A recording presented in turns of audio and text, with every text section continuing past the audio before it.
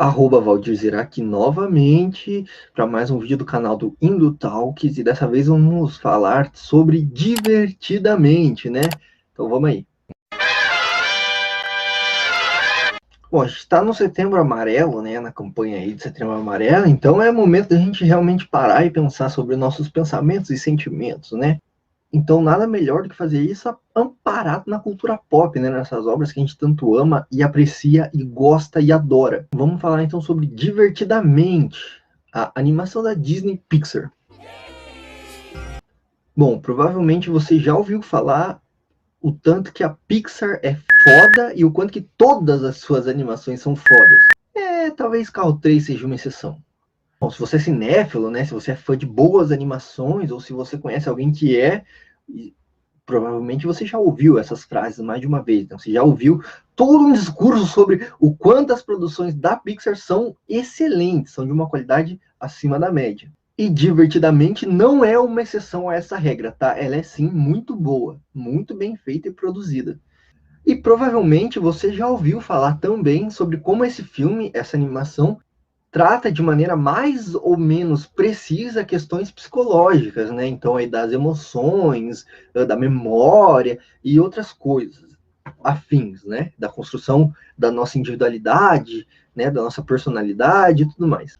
Mas, veja bem, não é sobre isso precisamente que eu queria falar aqui com você, tá? Eu gostaria de falar como esse filme usa tudo isso, todas essas teorias, essas pesquisas mais acadêmicas e científicas na hora de construir a sua narrativa. E como isso é usado para contar uma história boa, né? E para questionar o nosso tempo. E é interessante também, eu não sei se eu vou conseguir demonstrar para você, mas eu gostaria muito de conseguir demonstrar como tudo isso é usado para construir a curva de personagem, que ao mesmo tempo é a curva do filme, da narrativa, né?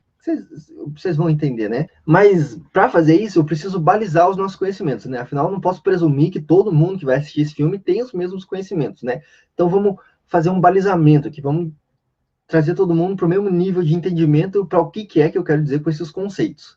Curva dramática ou curva narrativa é basicamente o desenrolar da história, é o aumento de tensão ao longo do filme, enquanto esse conta a sua história, a sua narrativa, né? E aí a diminuição dessa tensão ao final, a resolução, né?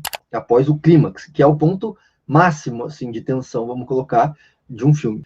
Geralmente começa todo filme, né, ou toda história narrativa começa com um clima mais equilibrado, né? E aí esse clima vai aumentando a tensão conforme o filme vai se desenrolando, assim, até que atinge o clímax, o ponto máximo de tensão, que é aquele momento que os bons filmes conseguem fazer você se segurar na cadeira, assim.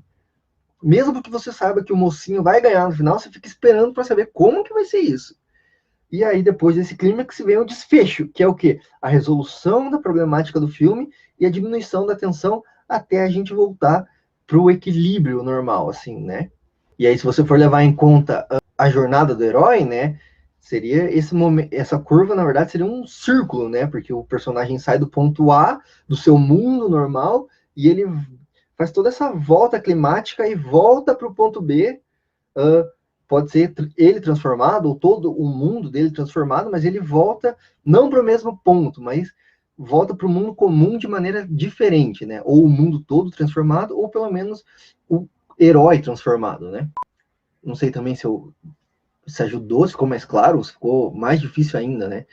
E a curva do personagem é basicamente a mesma coisa, só que com o personagem. Aí sim tem bastante a ver com essa questão da jornada do herói, né?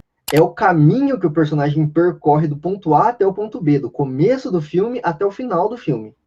E para o filme ser bom, né, ele precisa que o filme ser bom, precisa que o personagem saia do ponto A e chegue ao ponto B transformado, né, de maneira diferente do que ele era no começo, né?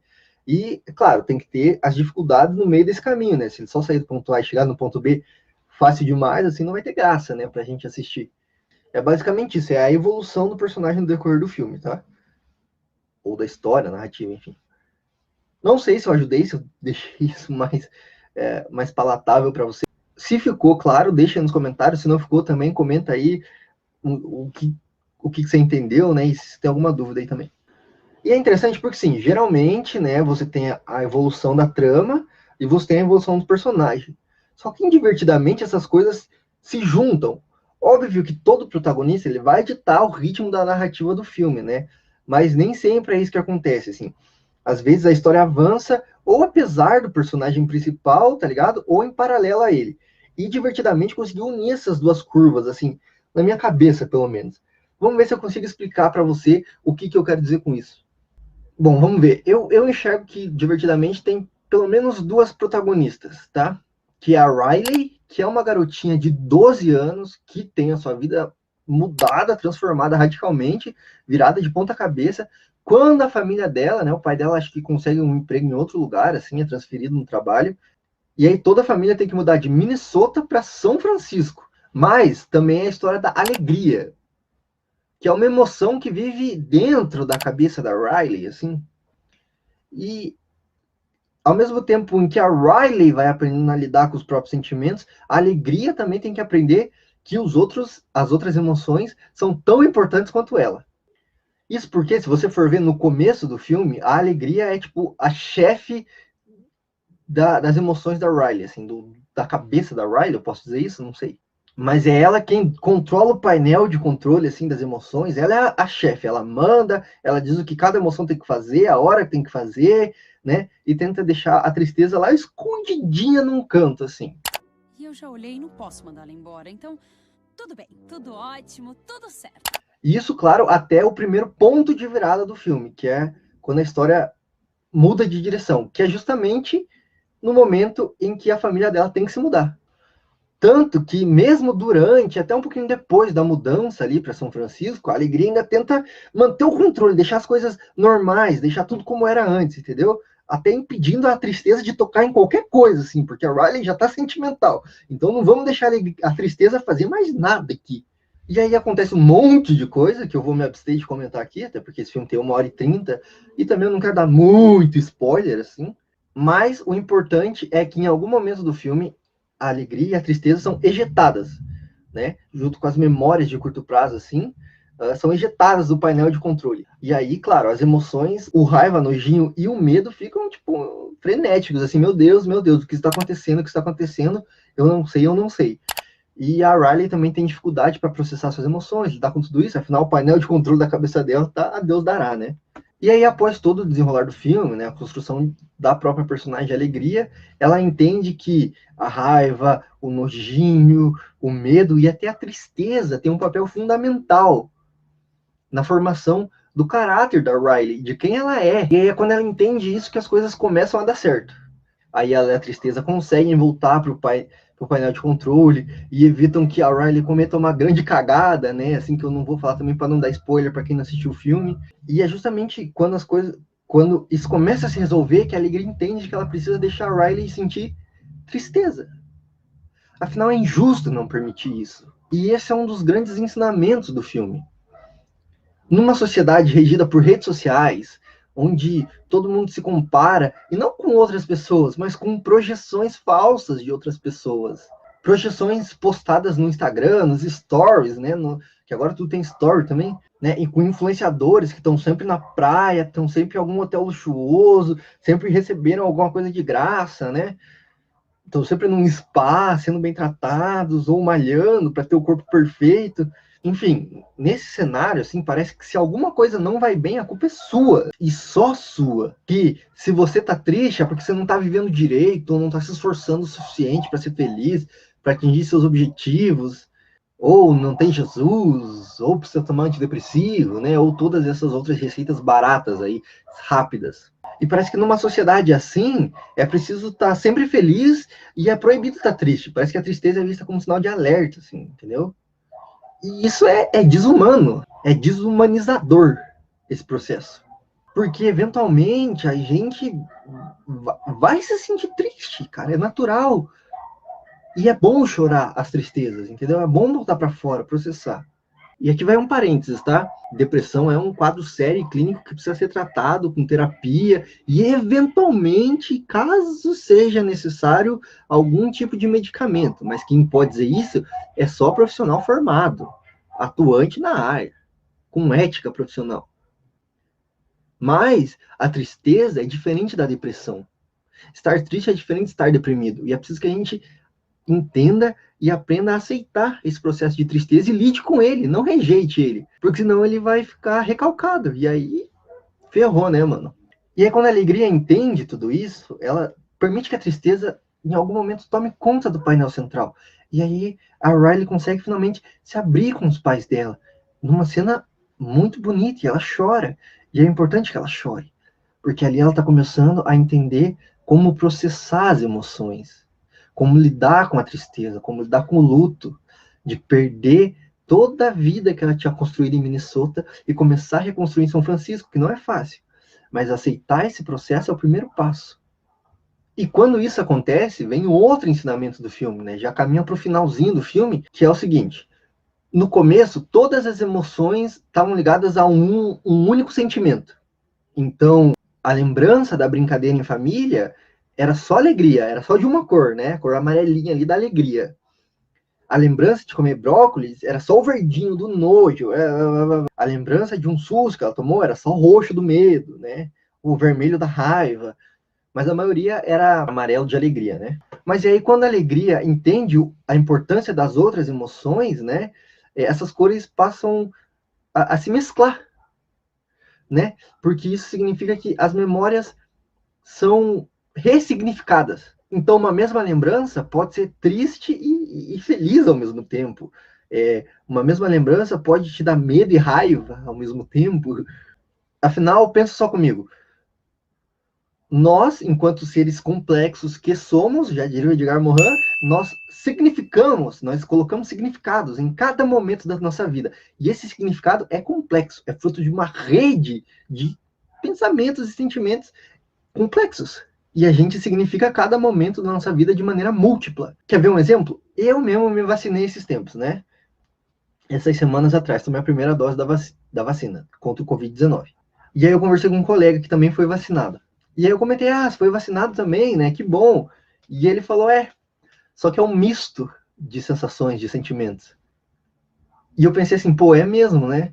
Porque nessa hora passa na nossa cabeça a lembrança de um monte de gente que a gente perdeu para essa doença, para esse desgoverno, por falta de vacina.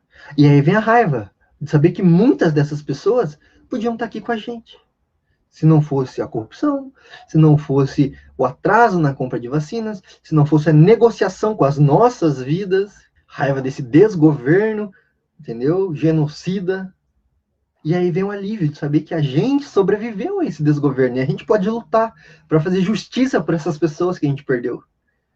E vem a gratidão aos profissionais de saúde que se empenharam, aos cientistas que enfrentaram todo esse mar de negacionismo e conseguiram fazer uma vacina que funcione, aos profissionais do SUS que se dedicaram, apesar do desmonte, apesar dos ataques vindo de todos os lados. E também vem a alegria de saber que muita gente querida da gente está sendo e já foi imunizado. Veja, no mesmo momento, que é o momento que você está aplicando a vacina, vem isso tudo na sua cabeça, assim. E aí veja como divertidamente trabalha tudo isso, porque é a Riley que move a ação, é ela que toma as decisões, mas tudo isso é porque ela não sabe lidar com as próprias emoções, e as emoções dela estão soltas na cabeça dela. E a curva dos personagens constrói a curva narrativa, e quando os personagens se acertam entre si e se entendem, a Riley consegue se entender e se aceitar, e aí a história chega numa conclusão, que ela se abrindo com os pais e resolvendo seus problemas, e começando a lidar, e aí vem o desfecho da história. Ou seja, eu falei tudo isso para mostrar essa curva narrativa sendo construída. Mas também deixei aqui algumas reflexões, né? Bacanas a gente pensar também, né? Então, deu para ver que, divertidamente, é incrível e propõe reflexões que aparentemente é, tipo, bobinhas, assim, né? É por isso que eu acho que a Pixar é tão brilhante, assim, em alguns aspectos. Porque ela trabalha em camadas, né? Tem a camada primeira, que é superficial, que é a história, daí tem a camada segunda, que tem alguma construção de personagem mais aprofundada, algumas temáticas, e tem a camada mais profunda, que é a reflexão pura, né? Uau! Enfim, espero que você tenha gostado desse vídeo aqui, né? Espero que, se você está passando por um momento difícil, assim, saiba que você não está sozinho nessa, nem sozinha nessa. Procura alguém de confiança, tá ligado? E se precisar, cara, não tenha medo, não tenha vergonha, procure ajuda profissional. Então, não passem por nada sozinhos, pessoal. E claro, se você gostou desse vídeo, não deixe de conferir o nosso conteúdo em outros lugares aí, www.indotalks.com.br, está aparecendo aqui na sua tela, é o nosso site. A gente está no Instagram, outras redes sociais também, @Indotalks. A gente está no Spotify com o nosso podcast, a Indotalk, onde a gente fala sobre cultura pop, né? Filosofia e ciências humanas e afins, né? Da maneira mais crítica e progressista possível. E se você gostou desse vídeo, ajuda a gente aí, dá o seu like, comenta, compartilha esse conteúdo, tá? Se você ficou com dúvida, não entendeu alguma parada aí, precisa que eu explique em algum outro vídeo, também comenta aí. Ou se você achou nada a ver o que eu falei, tá? Que eu falei muita groselha, não entendi nada do filme, deixa aí também sua opinião. Afinal, eu não sou dono da verdade, né? Estamos aqui para debater e construir conhecimento, tá certo? E não se esquece de deixar o like, se inscrever no canal, ativar o sininho, e é isso, tá? Beleza, pessoal? Um abraço e até a próxima!